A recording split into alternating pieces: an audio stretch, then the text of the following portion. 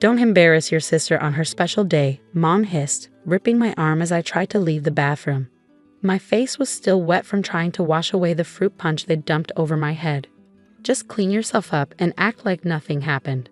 My name is Olivia, and at 16, I learned the hard way that being the younger sister of Madison Evans came with a price. Madison was the queen bee of Oak Valley High School, and her Sweet 16 party was supposed to be the event of the year. Instead, it became the night that changed everything. I never wanted to attend the party. Madison made it clear I wasn't welcome, but our parents insisted. "She's your sister," Dad said, not looking up from his newspaper. "Family supports family." Family, right. The party started like any other teen nightmare. Me, standing awkwardly by the snack table, while Madison and her friends ruled the makeshift dance floor in our backyard. The music was too loud, the laughter too forced, and the tension too thick. "Look who's trying to blend in, Kira," Madison's best friend sneered as she approached. The little ghost sister finally found some color. She gestured to my pale blue dress, the one I'd saved up for months to buy. I tried to walk away, but Kira blocked my path. Behind her, Madison watched with that familiar mix of disdain and amusement. Two more of their friends, Ashley and Devin, flanked me. "We're just trying to help," Devin said, her smile sharp as glass. "You clearly need it." Before I could react, Ashley accidentally spilled her fruit punch down my dress. The cold liquid soaked through instantly, turning the pale blue into an ugly purple. The nearby crowd erupted in laughter. "Oops," Ashley giggled. "Red's definitely your color." I ran to the bathroom, fighting back tears. That's when things got worse. The girls followed me, Madison trailing behind them like a shark scenting blood. "Ah, is baby sister crying?" Madison's voice dripped with fake concern. "Maybe if you weren't such a pathetic loser, people would actually like you." Kira pulled out her phone, the camera flash blinding in the bathroom's fluorescent light. "Smile, ghost girl, this is going on my story." That's when they surrounded me. Devin grabbed my arms while Ashley dumped another cup of punch over my head. The red liquid ran down my face, into my eyes, staining everything it touched. Madison just stood there, recording the whole thing on her phone. "Nobody will believe you anyway," she said calmly. "You probably did this to yourself for attention." When Mom found us, I was trying to clean up while the girls took selfies in the mirror. One look at Madison's face, and I knew how this would play out. "Mom, Olivia's trying to ruin my party," Madison started, her voice wobbling perfectly. "She's always been jealous of me, and now she's making a scene." I stared at my mother, waiting for her to see through the act. Instead, she turned to me with that familiar look of disappointment. "Why can't you just try to get along with your sister?" she sighed. "Go clean yourself up and stop causing drama." That night, I lay in bed listening to the party continue downstairs. My dress was ruined, my dignity shattered, and my own family couldn't care less. I pulled out my phone, trying to distract myself, when I noticed something strange. A message from an unknown number. I saw what they did. I got everything on video. Want to make them famous? Attached was a clip from a different angle, showing everything clearly: the assault, Madison's recording, Mom's dismissal. Someone else had been in the bathroom, hidden from view, capturing the whole thing. My hands shook as I watched the footage. For once, there was proof. Undeniable evidence of what they'd done, what they'd always done. Another message popped up. They post their perfect lives on social media every day.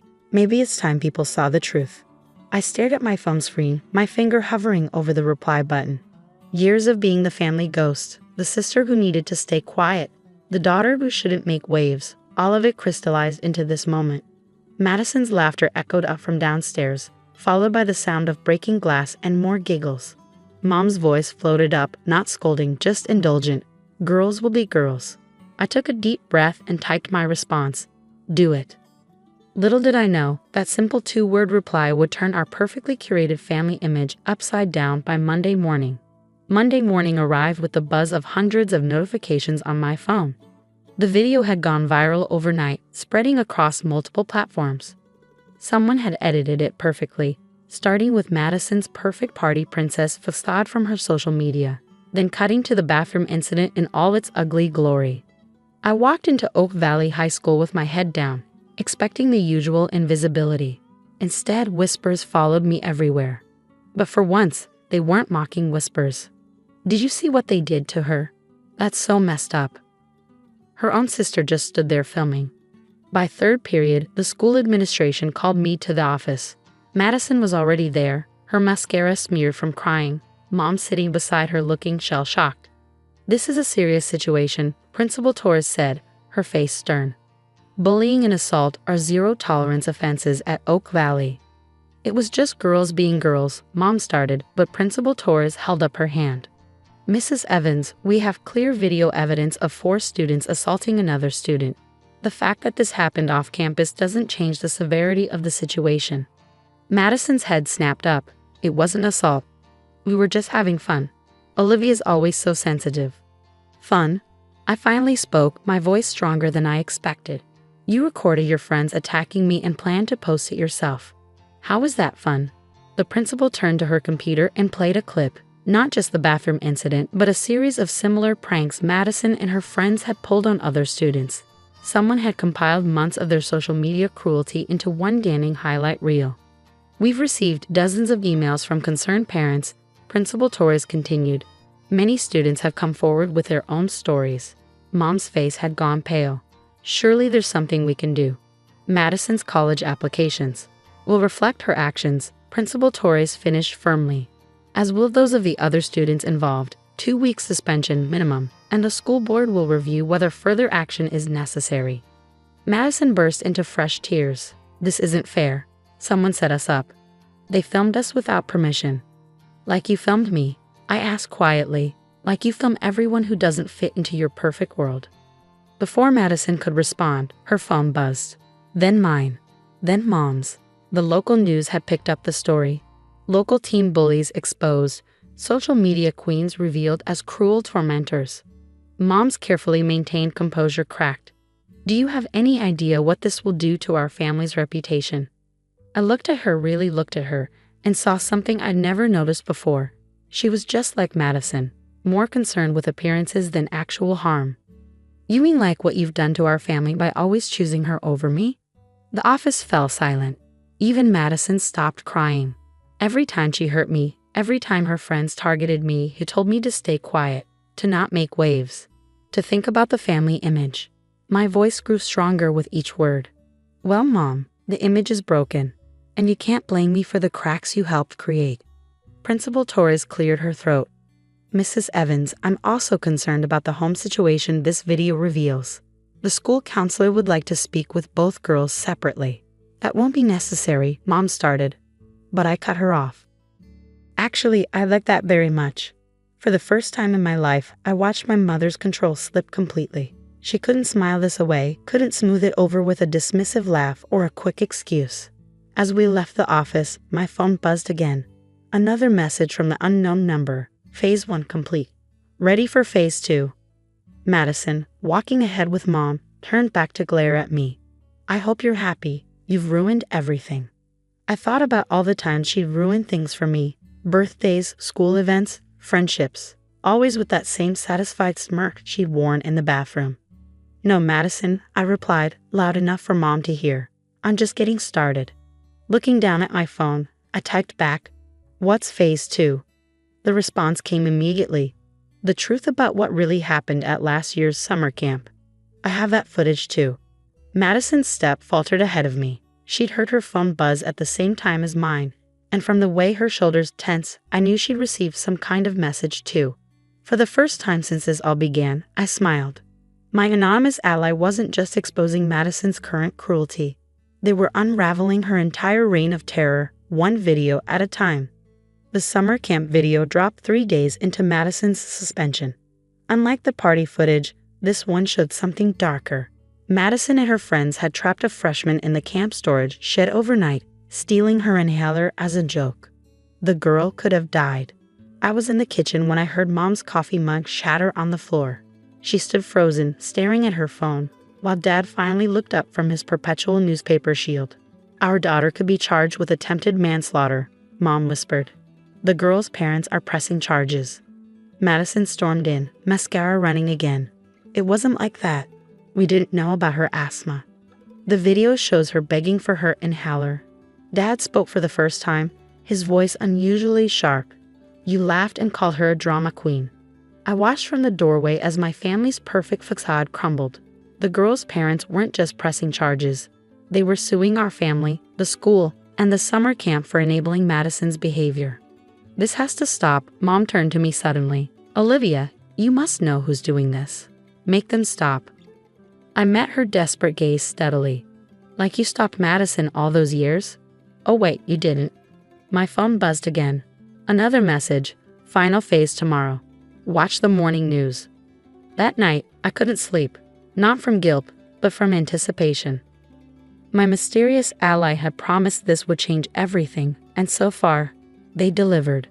The next morning, our doorbell rang at exactly 7 a.m. Mom opened it to find a news crew on our doorstep. Behind them stood Ashley, Devin, and Kira, Madison's former friends, accompanied by their parents and what looked like lawyers. We're here to make a statement, Ashley announced, her queen bee confidence replaced by genuine remorse.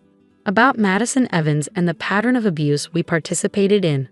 One by one, they confessed everything.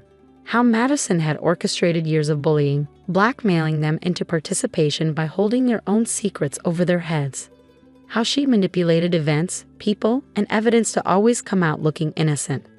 She told us if we didn't help her, she'd destroy our lives, Devin admitted on camera. But we can't live with the guilt anymore.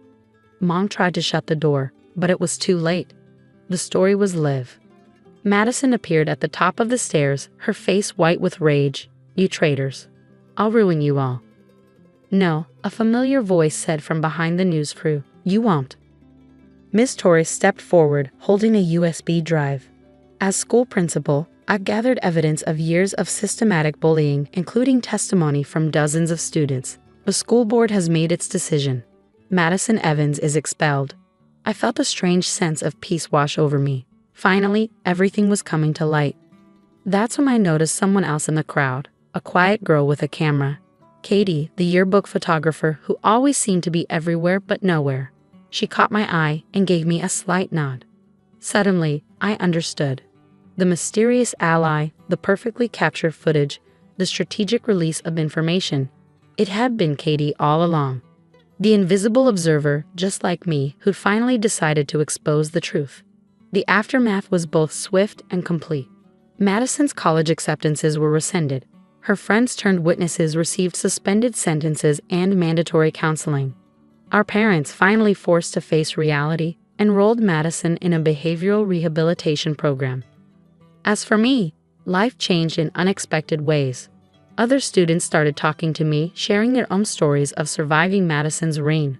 I went from being the ghost sister to someone people actually saw. Mom and Dad had to attend parenting classes as part of the legal settlement. Slowly, they began to understand the damage their negligence had caused. Dad started actually putting down his newspaper during conversations. Mom learned to listen instead of immediately dismissing uncomfortable truths. A month later, Katie approached me during lunch. Thank you, I said simply. She shrugged. I saw you that night at the party. You reminded me of myself last year, before I decided to start documenting everything. Sometimes the best revenge is just showing people the truth. Why didn't you tell me it was you? You needed to stand up for yourself without knowing you had backup, and you did. She was right. Each time I'd spoken up during the past month, it had been my choice, my voice, my strength. That evening, I sat with my parents for our newly instituted family dinner, Madison attending via video call from her program. I'm sorry, she said, looking smaller and younger somehow. For everything. It wasn't enough to erase years of torment, but it was a start. Mom reached for my hand across the table. We're sorry too, Olivia. We should have protected you. No, I replied, thinking of Katie's words. I needed to learn to protect myself. But now that I have, maybe we can all learn to be a real family. It wasn't a perfect ending, but it was an honest one. Sometimes that's better than perfect. As for the videos, they're still out there, a digital reminder that the truth always comes out, and that even the quietest voice deserves to be heard.